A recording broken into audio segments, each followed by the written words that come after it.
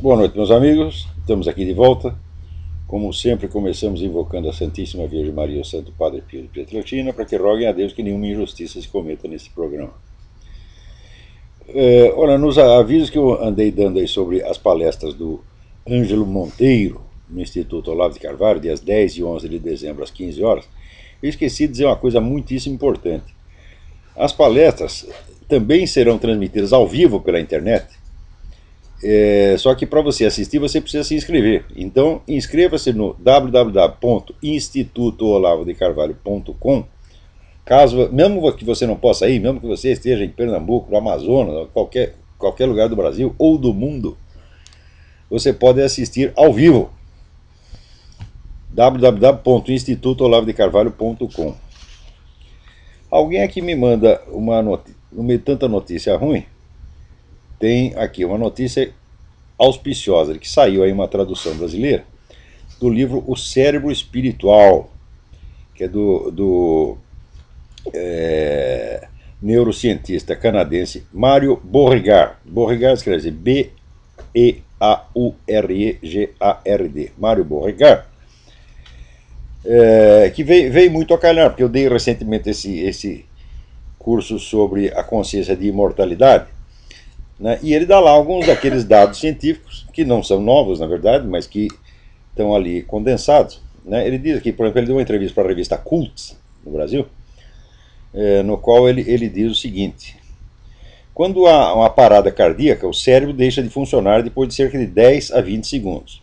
Muitos pacientes em estado de parada cardíaca parecem inteiramente capazes de experimentar processos mentais. Esse fenômeno demonstra que o espírito e a consciência não são gerados pelo cérebro. Ora, existe mais casos registrados disso aqui do que o cético mais exigente poderia requerer. São milhares e milhares e milhares de casos. Quer dizer, o sujeito está lá sem atividade cardíaca, sem atividade cerebral, e, no entanto, está vendo tudo o que se passa em torno. E, às vezes, vê coisas que estão se passando nos quartos vizinhos. E, às vezes, em outros lugares. Tudo isso depois confirmado. Tem até o caso do sujeito que, exatamente nesse estado, ele viu que na casa vizinha tinha um sapato em cima do telhado, veja você. Né? Isso quer dizer que a visão dele não estava nem condicionada ao lugar onde o corpo dele estava. Na maior parte dos casos, as pessoas veem e reparam em mais coisas do que reparariam se estivessem vivos e despertos. Quer dizer, a bibliografia a esse respeito é tão imensa que a mera pretensão de que a consciência é causada pelo cérebro deve ser rejeitada em limine como uma coisa, assim, uma estupidez, uma simples lenda, crendice. Não há nenhuma prova, nenhum sinal, mesmo remoto, de que a consciência seja causada pelo cérebro. E há milhares e milhares e milhares de provas de que pessoas sem nenhuma atividade cardíaca ou cerebral continuam tendo consciência. Então, o livro chama-se O Cérebro Espiritual e saiu pela editora Bestseller. Agora aqui, Mair Fortuna me escreve dizendo o seguinte: tem uma escola Agasse para crianças carentes. Né? O lema da escola é assim, olha que coisa: acima de tudo, respeite e obediência à autoridade constituída. Você vê, né? Esse pessoal que 20 anos atrás soltava bomba, matava pessoas, né? Ia derrubar o sistema. De repente eles são eleitos, estão lá no poder, e agora o que eles querem? Respeite e obediência à autoridade constituída. Né? Quer dizer, esses são os rebeldes dos anos 60, 70. E a maravilha, né? Agora, como era de se esperar, veja que coisa. Olha, bicho, petista é tudo filha da puta. Meu Deus, quando é que as pessoas vão entender isso aí? Olha aqui. Saiu na Agência Senado. A Comissão de Constituição, Justiça e Cidadania, CCJ, aprovou proposta de emenda constitucional que retira do vice-presidente da República a condição de sucessor em caso de vagância do cargo de presidente, determinando que então sejam convocadas novas eleições. O vice só ocuparia o posto interinamente até a eleição do novo presidente. Olha só. Então, de acordo com a proposta, caso a vacância por morte ou renúncia ocorra nos 2 últimos anos do mandato presidencial, o novo ocupante do cargo será eleito pelos deputados e senadores, quer dizer, eleição indireta, 30 dias depois da abertura da vaga. Então você veja, para eleger a dona Dilma, o PT precisou de uma ajudinha do PMDB, o qual empurrou lá o Michel Temer, né? E o Michel Temer, acreditando que ia se sair bem, foi lá, deu apoio e tal, elegeram a Dilma, mal acabou de eleger, eles vão fazer com o Michel Temer o que o sujeito faz com a camisinha depois dele dar uma trepadinha. Joga fora. Tá certo? Não que eu morra de amores pelo Michel Temer, de maneira alguma. Mas olha, pra você ver, antigamente pelo menos bandido era leal com outro bandido, hoje não, já não é mais, não. Hoje realmente o pega pra capar. Não que o Michel Temer não mereça isso, é claro que merece. Qualquer um que se alie com o PT merece, né, que o PT depois, né, faça com ele aquilo que o elefante quis fazer com a formiguinha, tá entendendo? Então, é exatamente o que vai acontecer com o seu Michel Temer. Eu acho que isto vai acabar passando, de uma maneira ou de outra. Se não passar agora, passa daqui a pouco. Porque o PT não quer dividir o poder com ninguém. Eu estou dizendo isso há muito tempo. O PT não veio para ser um partido como os outros. Um partido que é eleito, governa e depois, na eleição seguinte, sai, cede o lugar. Não veio para praticar o normal rodízio democrático do poder, que é a essência mesma da democracia. Ele veio para ficar no poder para sempre e para mudar de tal modo o sistema que o sistema se transforme num instrumento do PT. A chamada de partido-estado, né, como faz o Reinaldo Azevedo, é até eufemismo. É o partido que está acima do Estado. O Estado é um instrumento do partido, exatamente como era na União Soviética. Na União Soviética você tinha o Estado soviético, o governo soviético, etc., as instituições soviéticas, e acima de tudo você tinha o partido. Esta é a concepção do PT desde o início. Quer dizer, é um partido revolucionário, totalitário, apenas usando métodos que têm que ser diferentes da União Soviética. Porque na União Soviética houve uma tomada do poder por via insurrecional, por via militar, o que não é o caso. Quando o sujeito chega no poder pelo voto, né, ele tem que proceder gradativamente, como Hitler fez. Né, o Hitler foi eleito pelo voto, né, e depois então foi enrabando a nação pouco a pouco com vaselina, de modo que ninguém percebesse o que estava acontecendo. Né, o Hitler foi até um pouco mais... Quando deu o tempo mesmo do Hitler foi mais ou menos o tempo do PT. Ele levou o quê? Uns 7, 8 anos para criar o sistema. Ele foi apenas um pouco mais rapidinho, né? Então, todo mundo que achou que fosse possível conviver com o PT democraticamente, num sistema de concorrência leal, está redondamente enganado. Muitos se enganam não porque são burros, mas porque são covardes demais para enxergar a realidade. Eu escrevi isso em artigos já do tempo que eu escrevia no Jornal da Tarde, isso foi 4, 5, 6, 7, 8, 9, 10 anos atrás. Eu já explicava isso com toda a letra, por que é, mas o pessoal não tem cultura sobre o movimento revolucionário, não sabe nada.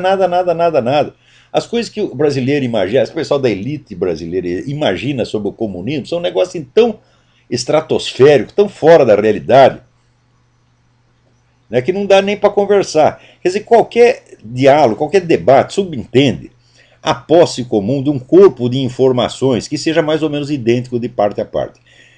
Nos debates que as pessoas, vamos dizer, quando as pessoas divergem das minhas opiniões, essa condição não se cumpre. As pessoas não sabem nada, então julgam com uma inocência, julgam com base no seu senso de verossimilhança, sem conhecer os fatos. Às vezes sequer sem conhecer a minha opinião. Daqui a pouco eu vou comentar aqui um rapaz, tal de Bruno Scheider, né, que me escreveu uma carta aqui indignada, né, dizendo que eu estou escrevendo coisas contra a homossexualidade. Falou, eu nunca escrevi nada contra a homossexualidade, contra o sadomasoquismo, contra o fetichismo. Eu não escrevo contra hábitos sexuais. é a coisa mais. Eu acho a coisa mais absurda do mundo você escrever contra um hábito sexual, ou contra um vício sexual. Eu acho absurdo, porque as pessoas vão dizer, não, elas não têm capacidade de controlar um treco desse. Então o que, que adianta dizer, meu filho, pare de dar, seja homem. Eu não vou fazer essa palhaçada, porque o sujeito aí é que ele vai dar mais ainda, você está entendendo? Eu nunca abri minha boca para falar disso, né?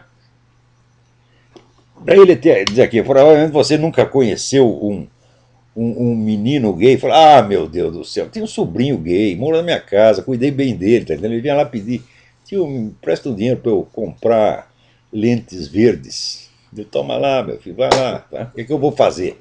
Né? Se ele me pedisse uma orientação, eu lhe daria. Como ele não pediu, eu falei, nós temos que ir devagar, o máximo que nós podemos fazer é orar pelo sujeito, é o que dá para fazer. E é o que eu estou fazendo por todos os viados do universo. Nunca humilhei ninguém por ser viado. Já comprei briga na rua para defender travesti, porra. Eu e uma menina que trabalhava num café, né? Tava lá os caras batendo no traveco, fomos, todo mundo olhando, todo mundo com medo. Fomos nós que fomos lá interferir, porra, para parar com aquela merda. Né? Se os caras decidissem bater na gente, ele estava em minoria, era 5 caras, a gente ia apanhar mais ainda. Não sei por que eles se acovardaram e foram embora. Então, eu aqui não estou falando de hábitos sexuais, nem de qualquer hábito pessoal.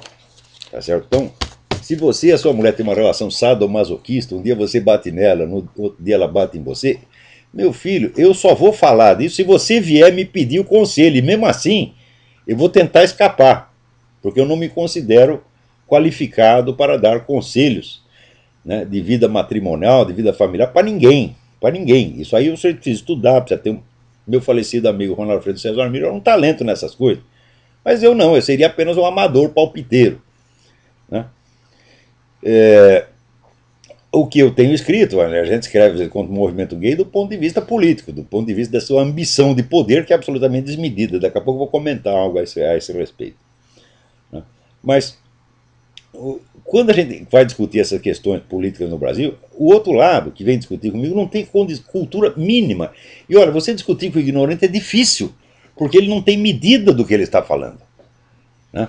Então era muito mais fácil no tempo do imbecil coletivo você discutir, por exemplo, com, sei lá, Marlena Chauí, o Leandro Conde, porque algum conhecimento eles tinham. Pelo menos conhecimento do comunismo eles tinham. Então dava para discutir, mas de repente chega um certo com umas ideias assim, tão estapafúrdias, que você, para discutir com o cara, você precisaria ensinar para ele desde os rudimentos, desde os primeiros elementos né, do assunto. Então, seria não um debate, mas um esforço pedagógico, isso aí eu não posso fazer. Em outros casos, você precisaria mais do que dar os rudimentos, você precisaria infundir inteligência no sujeito que não tem. Então, isso aí me lembra o ensaio do William Hazlitt, né, as desvantagens da superioridade intelectual.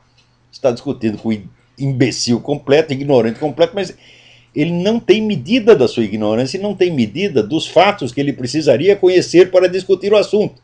E justamente por isso fala com uma segurança danada, né? E imagina que o conhecimento que você tem é o mesmo que ele tem.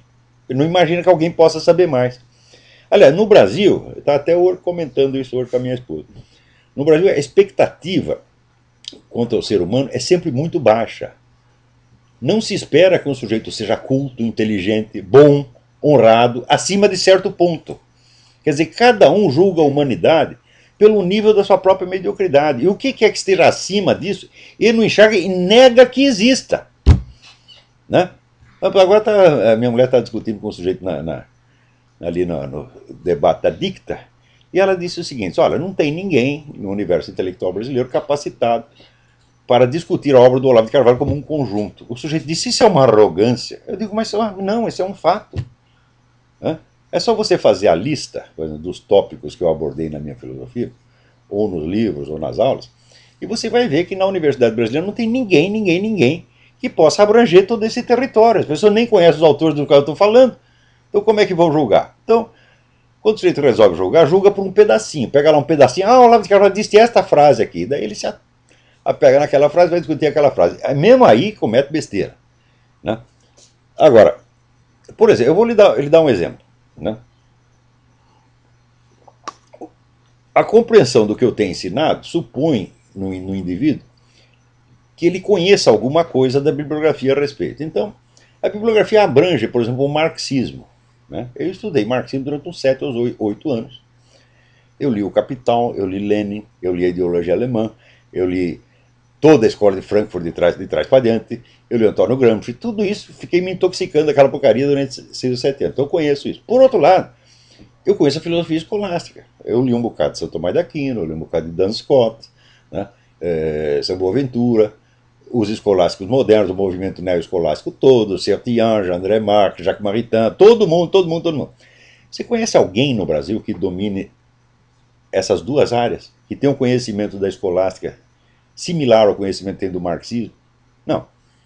Por outro lado, também tem uma terceira coluna bibliográfica que sustenta ali o que eu estou falando, que é toda a documentação sobre a chamada escola tradicionalista, René Guénon, Fritjof Schuon, Titus Burkhardt, etc. Também li tudo isso e tenho o meu posicionamento crítico a respeito. Então, você conhece alguém que conheça o pensamento tradicionalista, a escolástica e o marxismo? Não. Então pronto, você não tem condição, não tem asseguro para vocês.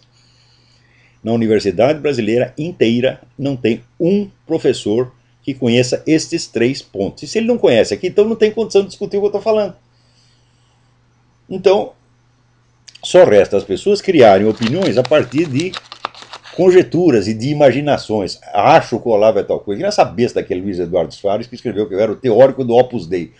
Oh, meu Deus do céu! Haja saco! Né? O pessoal do Opus Dei acha que eu sou inimigo. E ele acha que eu sou amigo. Eu digo, o que eu posso fazer? Né? Tem até um rapaz que ficou ofendido aí por causa das críticas que eu fiz do Opus Dei, e ele nunca mais parou de me torrar o saco. Né? Já inventou um monte de coisa. Inventou que o pessoal da TFP, que o Dom Bertrand de Leões e Baganças tinha dito que eu era viado. Coitado do Dom Bertrand. O Dom Bertrand é incapaz de dizer, incapaz de falar a palavra viado. Você está entendendo? Mesmo que ele veja, né?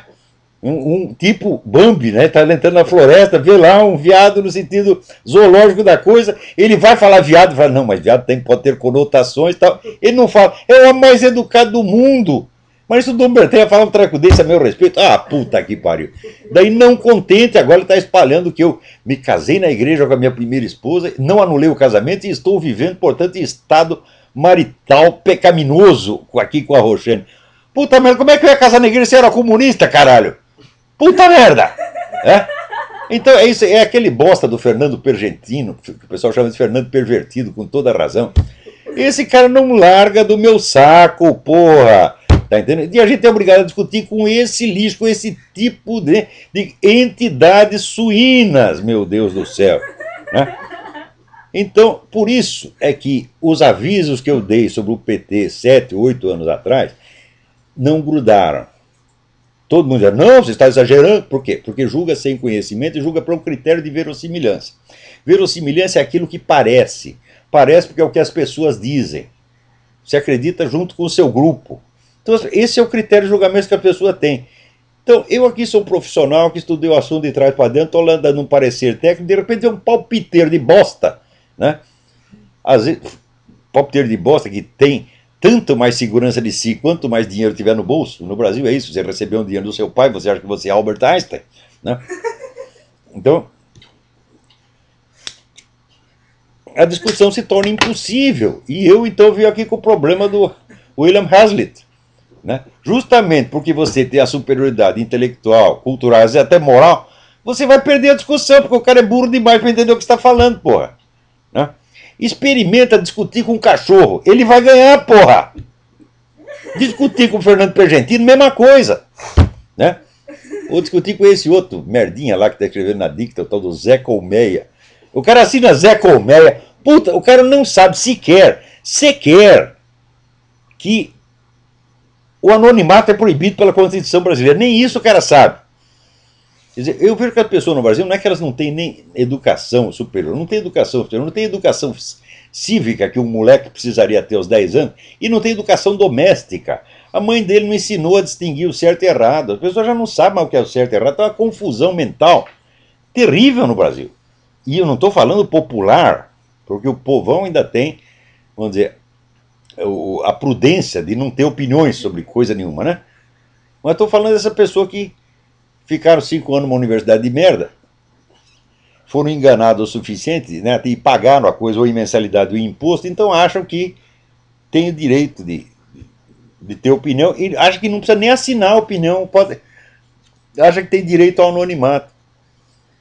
Ai, meu saco. Então, tudo que eu avisei, olha, o PT, não pegou, as pessoas não entendiam o que eu estava falando, achavam que era palpite, porque ela só tem palpite, só tem opinião. Você não sabe o que é conhecimento. Então não adianta, você vamos dizer, o parecer mais sério, o exame mais aprofundado, não pega, não pega. Né? Agora, você vê, essa semana também o Lula reconheceu lá, né, o Estado palestino, que é o Estado mais biônico do universo. Né? Esse negócio de povo palestino, fala, não existe povo palestino nenhum, porque é que não sabe que aquilo foi composto, vamos dizer, com terrorista importado de vários países, chega lá e diz, agora eu sou o povo palestino. Então, olha aí, o pessoal de Israel, tem tanto judeu puxando o saco do Lula, olha, tá vendo o que dá? Né? É o caso lá, não avisei, não falei, não foi por falta de aviso. Mas acontece o seguinte, eu vou dizer uma coisa para vocês. Judeu, católico e americano são os caras mais masoquistas da paróquia. Quanto mais ferram com eles, mais eles vão lá afagar a cabeça do inimigo. Né? Então, sempre que acontece alguma coisa que prejudica a Igreja Católica, os Estados Unidos ou Israel, comunidade judaica, então daí ajunta um rabino, né, um bispo católico e um pastor protestante do Arizona, do Alabama, do Texas, e ficam os três se olhando no espelho, né, e dizendo assim, oh, como nós somos bons, como nós somos generosos, nós não devolvemos a ofensa, é verdade que o nosso cu está doendo, mas nós não ligamos, o que vem de baixo não nos atinge. E puta merda! Né? Quando é que vou aprender, meu Deus do céu? Parece que não há hemorroida que chegue para ensinar esses caras. Porra. Hã? Peraí, tem alguém na linha aí. Alô, quem é? Alô? Olá? Sim. Foi interessante. Há pouco tempo que eu estou acompanhando o senhor, eu sou aluno de teologia aqui em Boston. Eu gostaria simplesmente que o senhor traçasse um paralelo entre essa teologia protestante e a filosofia de hoje, justamente seguindo esse assunto aí que o senhor está falando desses pastores que estão aí se metendo com a política. O que o senhor acha dessas duas ciências, como podemos chamar aí a teologia de ciência? Olha, a teologia tem uma estrutura científica, tanto a católica quanto a protestante. Ela parte de um dado fundamental, que são os textos revelados, que ela não discute. Ela não discute a revelação em si.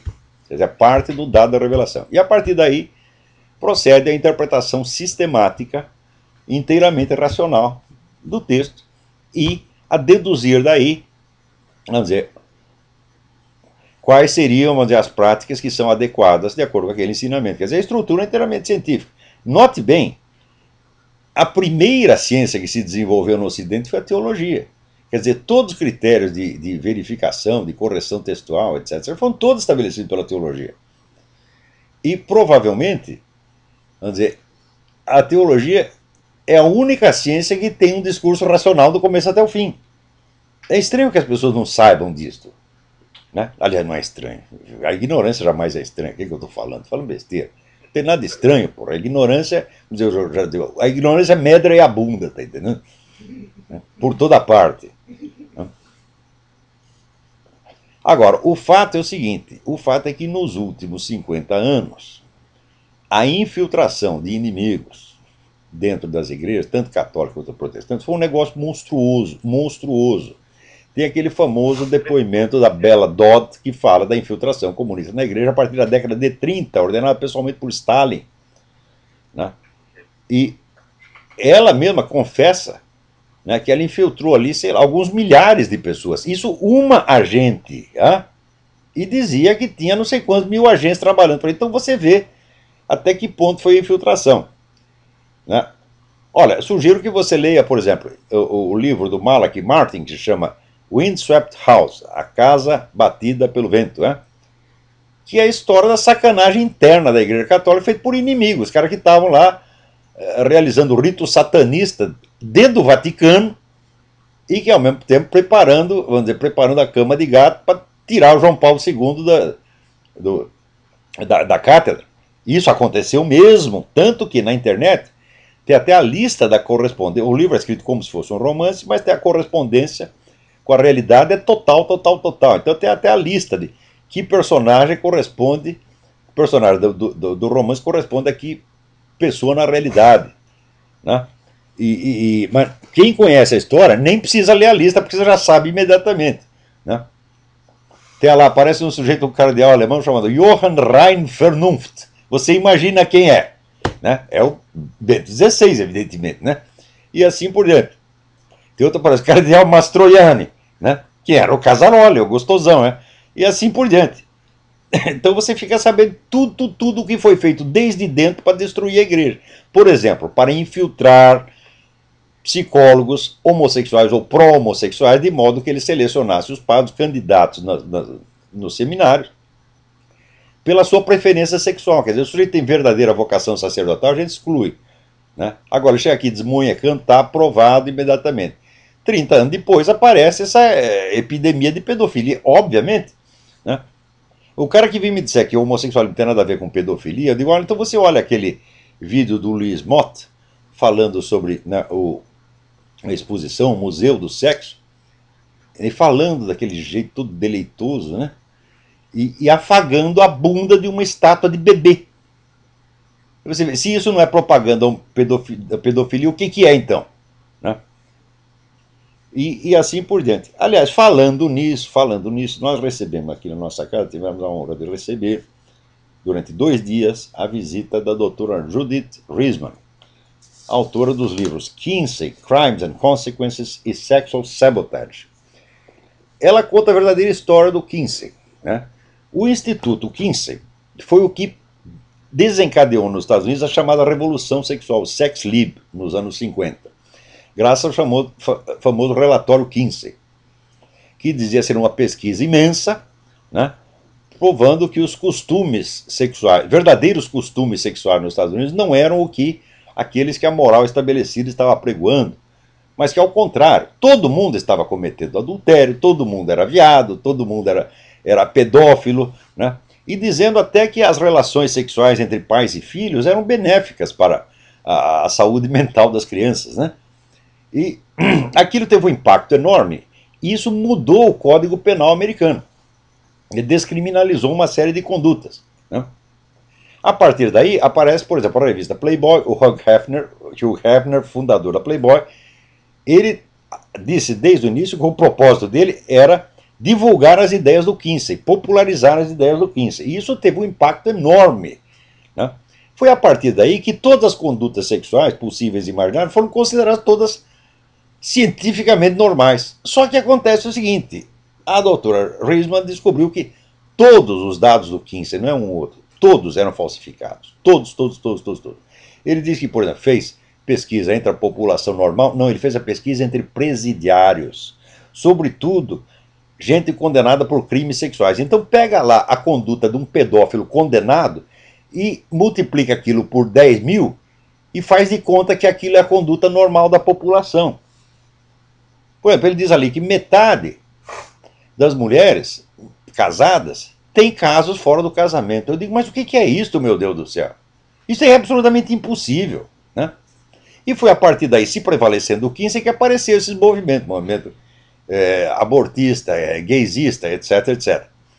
Então, se vocês têm coragem, se têm alguma honestidade, né, leiam os livros da doutora Judith e veja, o Kinsey era tão perverso, que ele contratava pedófilos para que tivessem relação com crianças de 2 anos de idade, e depois fazer relatório para ele. Inclusive pegou um cara que era nazista, um comandante de campo de concentração, e pagava o cara, vai lá, come os menininhos e me conta como é.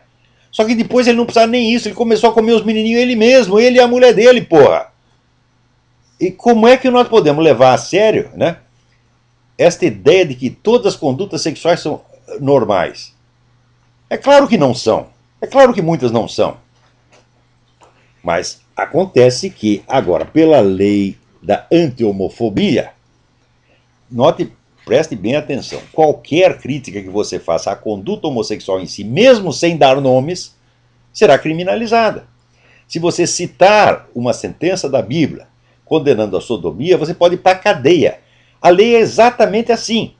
Então, note bem, até as pessoas que são contra, elas reagem a isso, mas reagem de uma maneira fraca, porque são vítimas da espiral do silêncio e estão hipnotizadas pela impressão de força do inimigo. Então, por exemplo, aquele pessoal do Mackenzie diz que a lei anti-homofobia atenta contra a liberdade de expressão. Eu digo, mas escuta, mas isso é um eufemismo.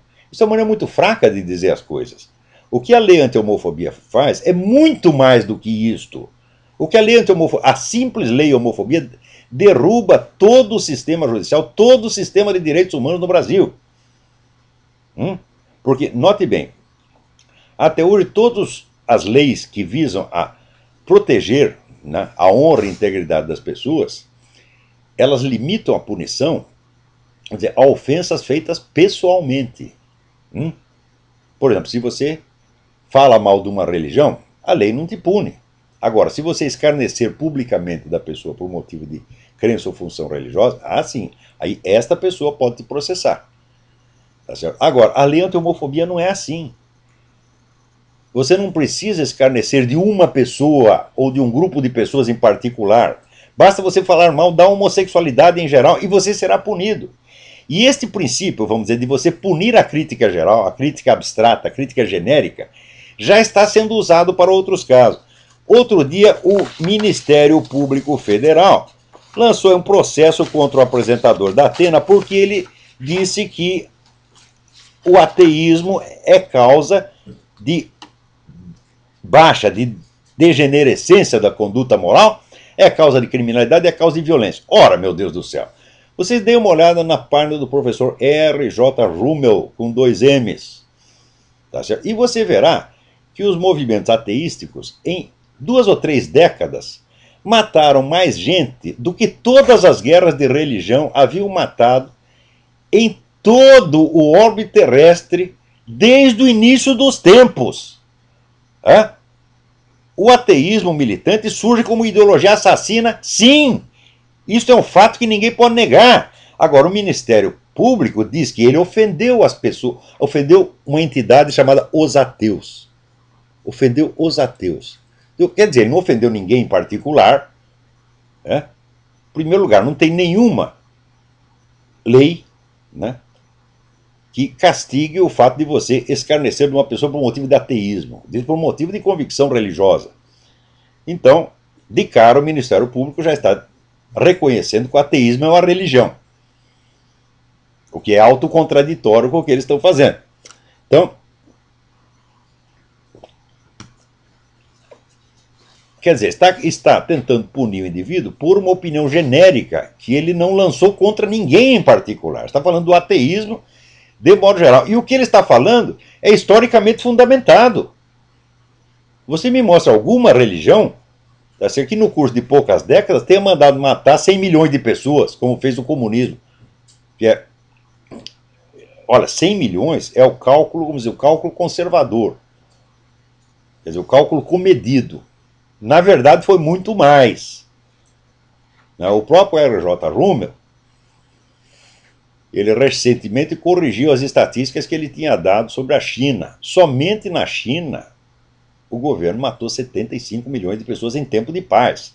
75 milhões de pessoas no seu próprio território, da sua própria população, por motivo de crença, meu Deus do céu. Então, você dizer, o ateísmo é uma ideologia assassina, nasceu como assassina na Revolução Francesa e continuou matando gente. Na França, no México, na Rússia, na Hungria, na Polônia, na China, em Cuba. Como é que você vai dizer que isso é uma coisa edificante, meu Deus do céu? Então, isso quer dizer, o Ministério Público acha o seguinte: se você cuspir em cima, escarnecer em cima da religião, como o pessoal escarnece durante a parada gay e tal, não tem problema nenhum. Mesmo que seja chacota. Agora, o Datena não está fazendo chacota, ele está falando uma coisa muito séria. Inclusive historicamente fundamentada. Quer dizer, o senhor disse a verdade. o ateísmo militante é assassino. Tá? Não só é assassino, como é indutor de degradação moral. Isso aí, vamos dizer, o que o comunismo degradou a moral humana, baixou o padrão da moral humana, é uma coisa impressionante. Quer dizer, não só nos países comunistas, fora também. Não é isso? Então, como é que o Ministério Público entra com um negócio desse? É simples. Os caras eles não sabem o que estão fazendo. Né?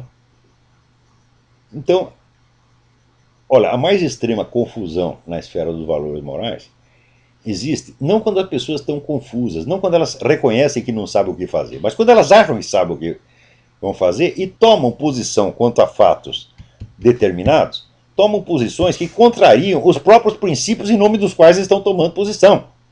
É exatamente o que acontece com esse negócio do Ministério Público. Qual é o respeito que merece o Ministério Público quando faz isso? Nenhum.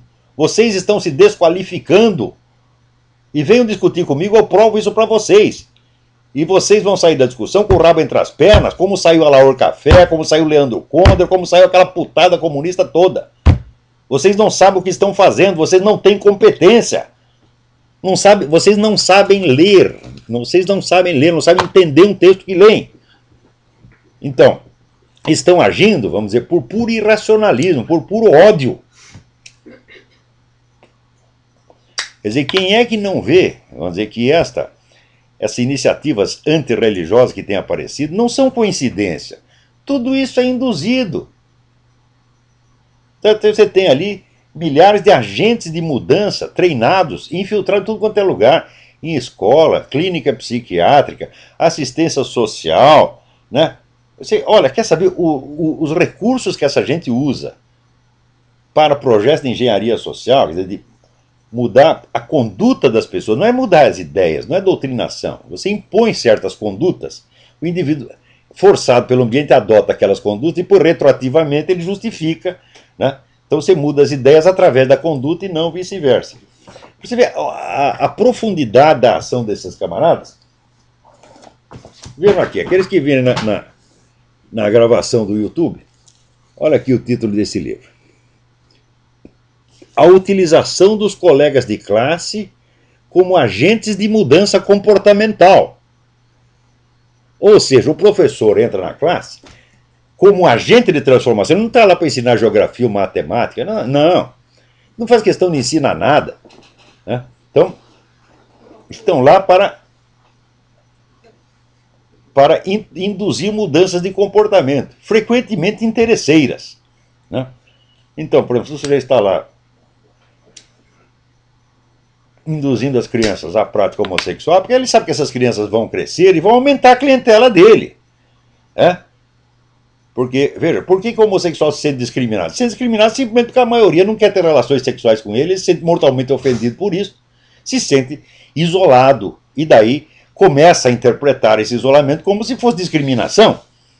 É isso?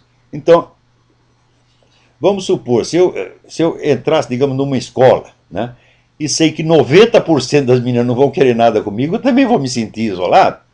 Mas eu não sou louco o suficiente para atribuir isso a uma intencionalidade discriminatória. Né? Então está aqui o livro, o autor é Philip S. Strain, S-T-R-A-I-N. E olha, o livro é a favor disso, ele não está criticando, não. Isso aqui é um manual. Como você utilizar os colegas de classe, na aula que você leciona, para pressionar aqueles que sejam resistentes. Quer dizer, você joga a classe contra o indivíduo. Quer dizer, isso é uma operação psicológica das mais porcas, das mais sórdidas que existem. E olha, esse livro aqui já é antigo, tem uns 30 anos. Eu tenho um outro livro aqui que eu estou lendo, Agência de Mudança nas Escolas, Barbara Morris. Esse é um livro contra. O livro saiu em 1979, quer dizer, em 79 isso já estava totalmente disseminado nas escolas americanas, só que aqui o pessoal reage. No Brasil o pessoal nem sabe o que é agência de transformação. O Brasil é um ímã complacente, onde entra piroca de rinoceronte. E vocês não sentem nada, meu Deus do céu. Nem uma honrada dor no cu vocês sentem, porra. Como é que é isto, porra? Hã?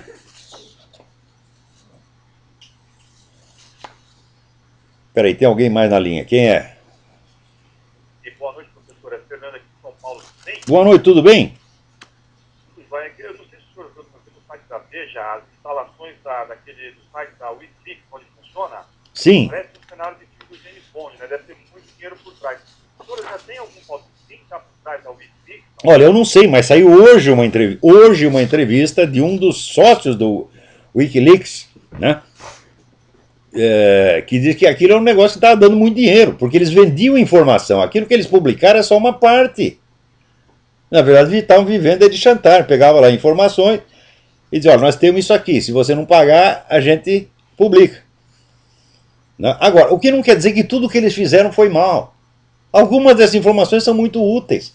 Por exemplo, essa de que o Brasil esconde terrorista, prende lá um terrorista, um cara do Hamas, do Hezbollah, e diz que ele está preso por outra coisa. Não, ele estava preso porque ele cuspiu na rua, ele estava preso porque peidou no elevador, tá entendendo? Então camufla o sujeito e ele sai bonito. Quer dizer, o Brasil está colaborando com o governo brasileiro, está colaborando com o terrorismo internacional. Aliás, nem precisa, pelo simples fato de pertencer, ter fundado o Foro de São Paulo, que é um guarda-chuva para proteger todos os terroristas.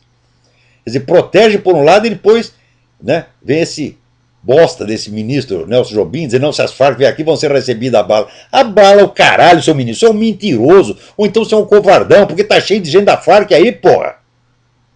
Praticamente só quem fornece cocaína no mercado brasileiro é as Farc. E são bem recebidas, né, são protegidas pelo governo, você sabe perfeitamente disso, e vem me desmentir, me processa, Nelson Jobim. Eu vou lá e provo o que eu estou falando. Né?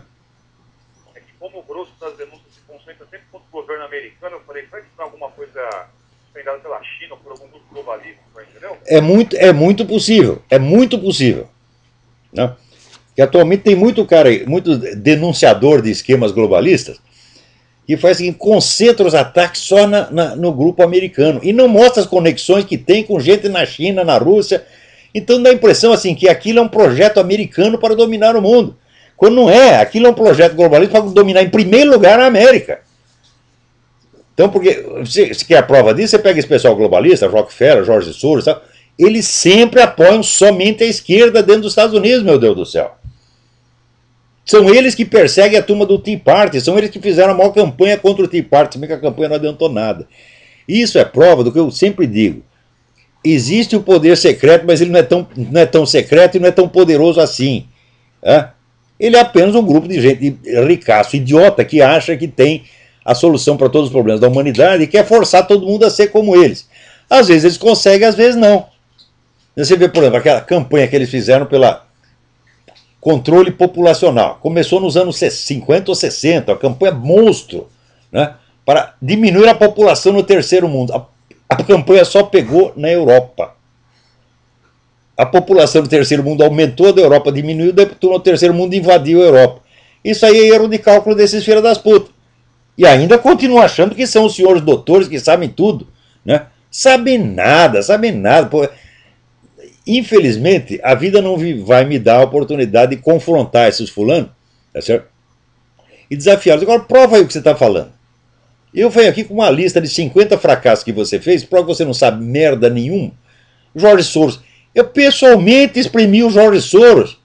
Depois de uma conferência dele na OEA, eu fui lá, quando terminou a conferência, fiz questão de falar com o velho. Falei, vou lá espremer o cara. E estou falando lá do Foro de São Paulo. E ele, fingindo que sabia o que era o Foro de São Paulo, mas falando uma coisa totalmente extemporânea. Então, este bosta, ele não sabe o que se passa na América Latina. Ele está lá manipulando as coisas na América Latina e não sabe o que se passa lá, ele está fingindo que sabe. Então o pessoal pensa, o Jorge Soros é um cérebro maquiavélico, marido. É um velho idiota manipulado por intelectuais que o cercam, porra. Tá bom, professor. Obrigado. Boa noite. Boa noite, obrigado. Agora, quem sabe o que está fazendo, né, é a China. A China está comprando ouro pra caramba. Por quê? Porque está prevendo que o dólar vai cair, porra. Outro dia, eu vi uma análise feita por um economista, agora esqueci o nome do cara. Eu tô ficando velho gaga mesmo, não tem jeito. Esqueci o nome do filho da puta. Filho da puta não, era um grande cara, fazia uma análise excelente, excelente. E dá uma ideia da dívida americana. Veja, nos anos 70, os Estados Unidos eram o maior credor do universo. Hoje são o maior devedor. Sobretudo a partir da década de 80 e sobretudo a partir de 2008, quando entrou o seu Obama. Então tudo está sendo feito para destruir. Acontece o seguinte, todo país, quando quer comprar alguma coisa, ele tem que primeiro converter as suas divisas em dólares. Então vamos supor, sei lá, a Zâmbia. Né? A Zâmbia quer comprar lá uns remédios. Ela não pode comprar os remédios e pagar com o dinheiro da Zâmbia. Tem que comprar dólar com o dinheiro da Zâmbia e daí comprar o remédio. Né? Então, para isso, a Zâmbia tem que produzir, quer dizer, o dinheiro dela tem que ter lastro, tem que corresponder a uma riqueza real. Tá certo? Isso em todos os países do mundo, só se comercia com dólar no mundo. Bom, os Estados Unidos não precisa, porque o lastro dele é o próprio dólar. Então só basta aqui imprimir o dinheiro. Manda imprimir e compra qualquer merda. Só acontece que isso é suicídio. E é exatamente o que o senhor Obama está fazendo agora. Então, isso quer dizer que o dólar está ficando cada vez mais uma bolha de sabão. Então a pergunta é o seguinte, e se 2 ou 3 países decidirem que eles não aceitam mais dólar para vender as coisas, que eles querem em marcos, ou em diamantes, ou em qualquer coisa. Pronto, acabou a economia americana. Afunda a economia americana, daí afunda a economia mundial. Quer dizer, a coisa está por um fio. Eu tinha acabado de ler esta análise, eu vou anotar o nome do cara, semana que vem eu digo. É excelente a análise do cara, excelente, excelente, excelente. Eu tinha acabado de ler esse negócio e chega essa notícia do Wall Street Journal de que a China está comprando ouro. A China até ontem comprava dólar, tem a maior reserva de dólar do mundo está na China. Mudaram de ideia, estão comprando ouro, porra. Quer dizer que estão preparando mesmo uma derrocada total da economia americana. Peraí, tem mais alguém na linha aí. Alô, quem é? Alô, Olavo. Oi. Tudo bem? Tudo bem? Tiago. Tiago, tudo bem? Joia, senhor. Tudo perfeito. Ô, professor, eu estou ligando só para deixar um abraço, sei que sou fã, eu baixo todos os programas, sempre estou escutando. Obrigado. Estou sempre escutando, o senhor fique com Deus aí, tá? Você também. Muito obrigado aí pelo programa e um grande abraço. Abração, obrigado, obrigado, obrigado. Boa noite. Boa noite. Olha, aqui eu não sei se eu já comentei isso, mas também, você vira, acho que eu comentei da Souza Cruz, que foi proibida de contratar provadores de tabaco. Comentei isso semana passada? Ah, foi na aula. Então, sempre tive esse problema. Quando eu falo para vários públicos diferentes, às vezes eu penso que falei para um, que falei para o outro, e daí continua a conversa que não tinha começado. Era que nem o meu amigo Dr. Miller sempre fazia isso. Eu entrava na sala dele, ele... Ah, mas aquele negócio assim, assim, assim. Eu falava, mas peraí, que negócio, Dr. Miller? Aquele negócio que eu falei, o senhor não falou nada. Daí ele tinha que me dar o briefing, né, do que ele imaginou que tinha falado. Então aqui, a fábrica Souza Cruz não pode mais contratar provadores de tabaco. Daí a fábrica alegou que não há nenhuma prova de que a atividade de provador de tabaco provocou tal ou qual doença. A sentença não responde a isso. Parte da premissa de que causa, quer dizer, dá por provado aquilo mesmo que era para ser provado. Quer dizer, isso aí chama-se, em lógica, petição de princípio. Quer dizer, quando você, né, para provar uma coisa, você age como se ela estivesse provada. E daí você salta por cima das coisas. Isso é trapaça, trapaça, trapaça. Só que o uso dessa trapaça está se tornando normal e normativo na justiça brasileira. Ninguém precisa provar nada. Por exemplo, o Ministério Público não precisa nem provar que os ateus, entre aspas, são uma entidade jurídica dotada de direitos. Não é isso? Porque se dissesse que o Datena ofendeu um ateu, um grupo de ateus em particular, aí sim eles poderiam entrar com um processo de difamação, mas eles entraram. Processo de ação privada, não de ação pública. O Ministério Público não tem nada que se meter nisso. Então, agora aqui nos Estados Unidos, saiu ali no WorldNet dele que a Heritage Foundation fez um estudo sobre a possibilidade do dano por um ataque de pulso eletromagnético. O que é isso? É uma bomba que explode no ar, não mata ninguém, mas devasta toda a rede elétrica e paralisa o país por meses ou anos. Não é isso? Então, isso é uma possibilidade muito grande. Mas olha aqui, olha como é a direita americana. Né? Eles fazem o relatório e entregam para o Obama. Né? Para dizer, senhor presidente, precisa tomar alguma providência. Como se o Obama estivesse preocupado com isso, como ele não estivesse torcendo, rezando para cair uma bomba eletromagnética. Né? Ele está lá para isso, meu Deus do céu. Quer dizer, quando é que eu vou parar de pedir socorro ao bandido? Né? Mas ó, não adianta, é o que eu falei, o judeu católico e americano não tem jeito, são os maiores mazoca do universo.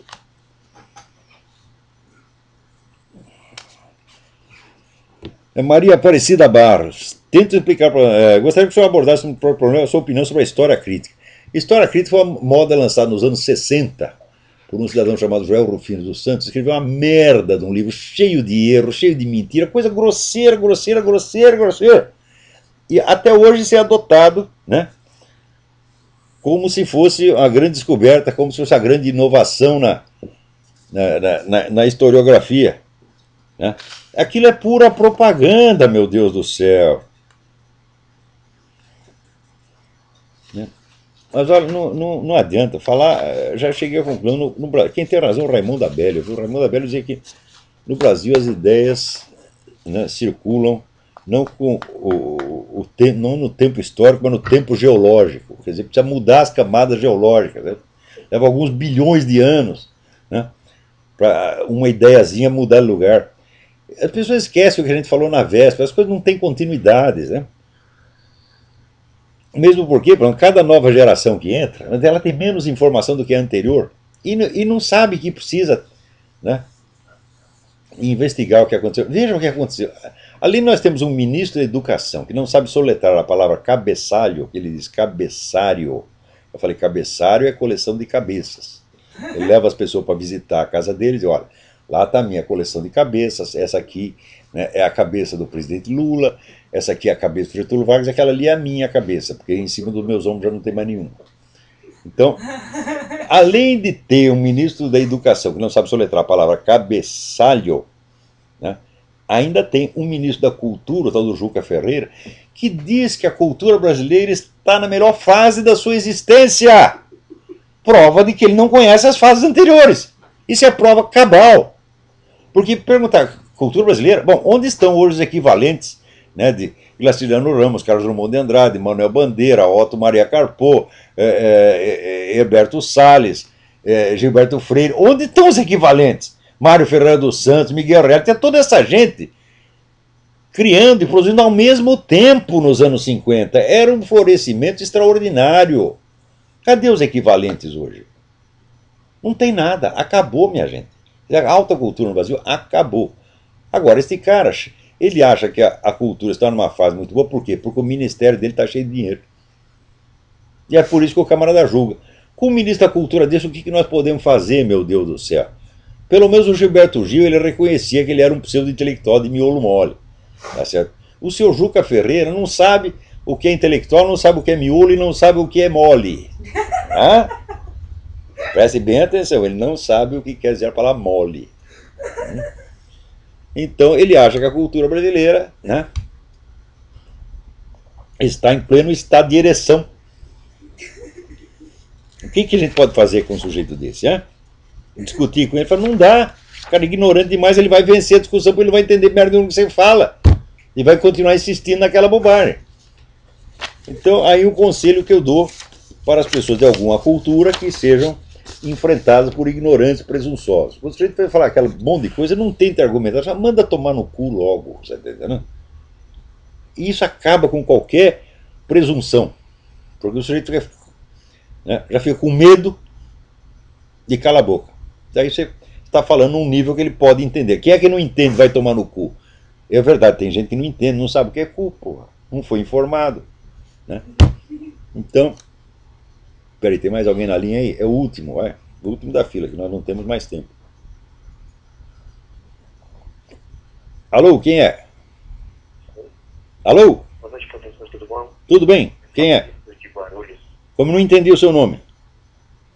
Fabrício de Guarulhos. Fabrício, tudo bem? Alô. Tudo ótimo. Professor, eu tenho... Minha namorada, ela é professora de biologia numa escola particular aqui da cidade. E por incrível que pareça, a própria diretora da escola pede para ela fazer prova fácil para os alunos, para maquiar a nota dos alunos. E eu É isso. eu fiquei extremamente espantado com isso. É isso. Não pode selecionar, quer dizer, isso é discriminação. Onde já se viu? Dá 10 para o sujeito só porque ele acertou todas as perguntas e dá 0 para o outro só porque ele errou. É uma injustiça, é contra a democracia. Hein? É antidemocrático você dizer que um sujeito sabe mais do que o outro. Né? Exatamente essa é a ideia que eles estão passando. E pior é que o pai do aluno paga R$ 500 por mês para o aluno. Para o aluno ser enganado, para o aluno ser ludibriado. Olha, vocês que estão pagando escola particular, parem com isso. Escola particular é tão ruim quanto a escola do governo. Porque é o governo que baixa os programas. E vocês estão pagando imposto? Eu vou dar um conselho. Parem de pagar, não paguem mais, porra. Façam um protesto público. Ah, que saudade que a gente tem daquele tempo da Federação dos Indústrias, o Teobaldo Denigres. O governo enchia o saco, ele telefonava pro Costil e falava: nós não vamos pagar esta merda. E daí o Costil também, não, pode deixar, eu vou mudar. Porra, naquele tempo tinha ditadura militar e as pessoas tinham culhões para reagir. Hoje não. Né? Hoje a ditadura do PT é a ditadura da careta, eles fazem cara feia, as pessoas já tudo começam a mijar nas calças. É impressionante. Né? Agora, quando viesse fazer de valente para cima desses, olha. Né? Como é? Deixa eu dar um exemplo só da prova que ela fez. Quais são os 3 estados da água? Aí o moleque vai e responde: quente, frio e morno. Puta merda, e ganha 10. Né? Não, e esse que é o problema. Ainda o diretor falou: não, tem o certo. Isso aí, o rapaz tentou responder. Então, é uma vila rica. Claro, o rapaz deve ter feito um esforço monumental, gastou todo o seu QI para responder isso aí. 3 estados da água, quente, morno e frio. Né? Putz a vida. Se tivesse pego a prova na minha mão, eu não teria acreditado. Tem um 4º estado da água, que é o estado em que a água está na cabeça do ministro da Educação. Tá entendendo? É um estado desconhecido, porque aquilo é só água que tem ali dentro. Né? Bem, professor, eu ainda gostaria de compartilhar com o senhor que eu rezo todas as noites para que Deus dê muita força e me ilumine. Porque o trabalho que o senhor faz é único e a gente precisa muito dele. Muito obrigado, muito obrigado. Preciso mesmo das orações. Porque outro lado, que tem gente matando de galinha preta, né? Acendendo vela pro capeta, não é brincadeira também, hein? Mas não vai adiantar nada. Praga de urubu cai no próprio cu. Até a semana que vem, muito obrigado.